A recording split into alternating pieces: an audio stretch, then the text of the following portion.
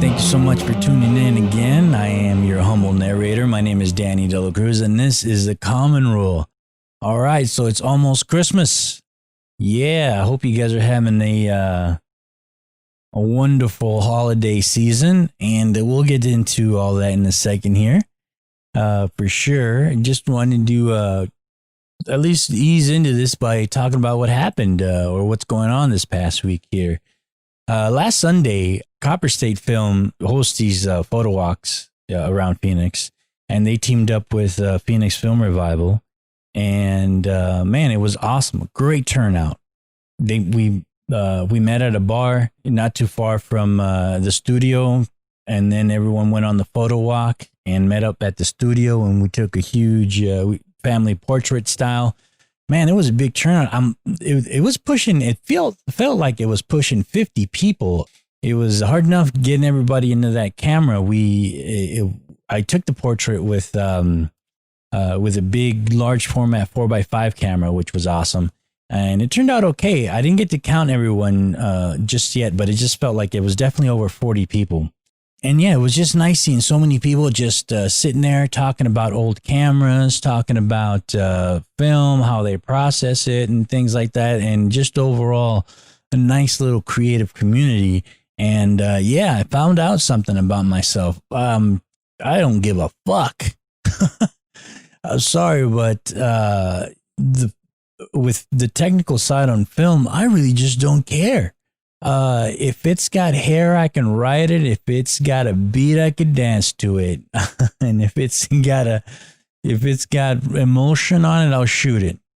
Kudos if you know where that little line is from. But yeah, I just don't, I'm not into the conversations of how, contrasty Tri-X can be compared to HP5 and, how awesome the grain is on Pan F plus versus 100 T-Max.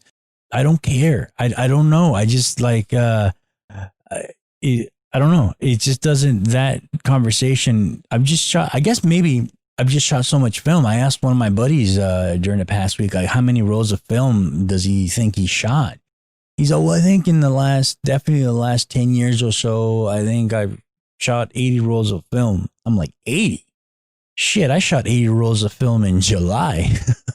So, the amount of film that I shoot is pretty ridiculous. It's just that I just have a workflow down, I have a process down to where it's very cost effective for me to shoot, especially like 35 millimeter film. I buy like Costco in bunches, so it's super cheap for me to do it. But anyway, that's just another story. It's just going on. I think it's adorable. People are really cool about or really excited, that is, about talking about film and cameras and analog, and it's just cute, and but it's good. We do need to talk about those things, because that's what keeps people creating and making things and having an output for having an artistic output for themselves. I think that's awesome, and yes, we do need to talk about those things, and not everyone should be as jaded as I am when it comes to shooting a film or talking about the technical aspects of film. So that was Sunday. Later on during this week, that little microfilm that I was working on went through the first stages of being accepted, of approval. So hopefully the company that I made that for, well, essentially I made it for myself, and me and my other buddy were talking about the concept. But it's something that I'm going to continue doing, whether it's picked up by the corporation or not. It's an interesting concept. It's, again, I think I mentioned this in the last episode or two. It's about people with day jobs that have a passion, that continue forward and use their free time to feed that passion and work on that passion. We'll see how that goes. And during these talks, we decided, Daniel from Phoenix Film Revival and I had a conversation, and looks like I'm going to have an art show early next year. Tentative date right now is the first Friday in February, maybe March, but I'm aiming right now for February. And so that's got me in printing mode. So I'm in or dark room mode. I am now in vampire mode. I have one of these. I call them vampire dark rooms. I can only print at night. It's not completely light tight during the day, so I have to wait till the sun goes down to ensure that I don't fuck up my prints. So I've been doing that for the last few days, and I've been just going crazy printing and getting my dark room chops back. I just, I'm not the greatest printer just yet. I love how some of them turn out, but I'm not about the perfect print. I don't believe in cleaning up a lot of the dust and scratches on the photograph anymore, only because if I wanted a perfect print, I'd shoot digital. The charm in shooting analog now, to me anyways, is having those dust and scratches and having that feel that it is an organic piece. So I'm doing that, and now my sleep patterns are fucked up. I printed pretty close to dawn the other day, and I'm like, oh my God, this is ridiculous. But I got to do it. I got to be able to, I want to have at least 20, but it will probably be closer to 30 pieces done, so that I can be really selective about what goes on into the art show. So I got that going for me. So not that I've been neglecting the podcast or the episode, it's just that now I have a couple of minutes here to be able to finally have a couple of minutes here, be able to talk about Christmas. Let's talk about Christmas and what happens during this time of year, the holidays, everything from Thanksgiving on to the new year. And what does that mean, or how is that affecting our creative process, or our creativity in general?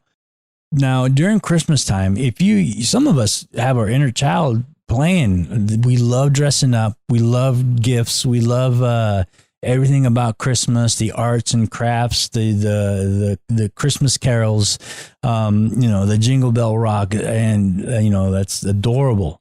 And there are some of us who flat out don't believe in Christmas, or look at Christmas through jaded eyes, like the consumerism, the capitalism, the corporate America invention to invoke our greed and our inner Grinches and Scrooges to come out and move this economy forward. And the greed and the meanness, the fucking rush. You've seen those videos where people fight and knock each other over for stupid shit during the holidays, and all that. You think about those things, and man, it just like really makes you not believe in Santa Claus. And yes, Christmas is all those things. Christmas is evil and bad. But Christmas does have a good thing. It is, even when you see your child tearing through mountains and mountains of wrapping paper, fucking just waiting to see that piece of shit garbage thing you went through the trenches during Black Friday to get, and you finally slap somebody to get the last one off the shelf. I can sit there and with crazy dazed eyes looking at your child saying, you got me the wrong color. There's a moment there, I think, where we as humans reflect on what it really means, what this time of the year means. I mean, you have Hanukkah just finished a few days ago. I believe Kwanzaa's on the way. The summer solstice was, yesterday? And Christmas is a couple of days away. So, I hope the Satanists have something planned during this year too. So whether you're a pagan, Jew, or Gentile, we recognize that there's something during this time of year that's worth appreciating, and that's worth recognizing. I mean, I can do without the cult-like rituals that go along with these midnight masses and shit like that. But there is something that makes people think of something other than themselves during this time of year.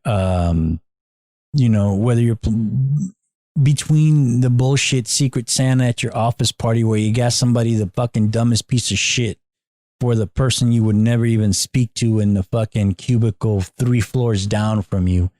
There is a little moment when we all appreciate, I think, being humans and being a part of humanity on this fucking blue floating marble in a vacuum of infinite space. I think that matters. And I think that as an artist or a maker of things and somebody that is continually trying to be a creative force to inspire others, I have to ask myself, isn't this the end game? Isn't this what we want as far as how humanity thinks, how compassionate we can be without tragedy? This, and of course the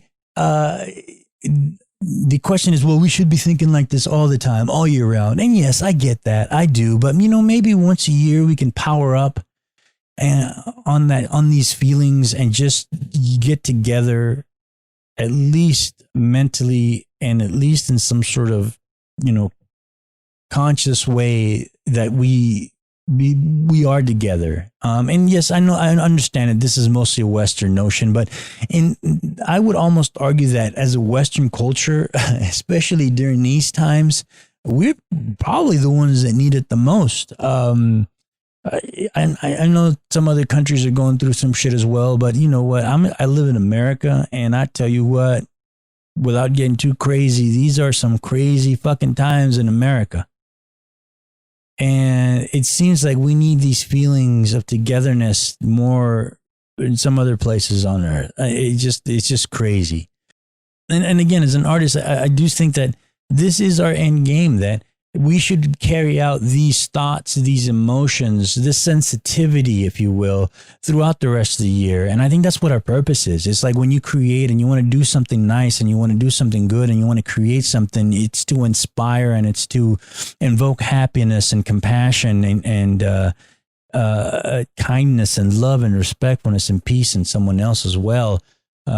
Just about no matter what kind of work you do. You're trying to make the world a better place. So in that aspect, I can really appreciate Christmas time. Some of us are going through this time for the first time without some of our loved ones, man. And it's very easy for someone that's jaded to not appreciate that, to not appreciate that other people are going through some hard times, and to think of someone other than yourself, especially, well, personally speaking, I can be arrogant. I am selfish. I am narcissist. I have a very difficult time of losing the me, myself, and I concept and including the rest of humanity on a more consistent basis. And man, you know what? It is hard, but I'm trying, Ringo. I'm trying real hard to be the shepherd. So thank you so much for listening, and Merry Christmas to all, and to all a good night. Enjoy your youth.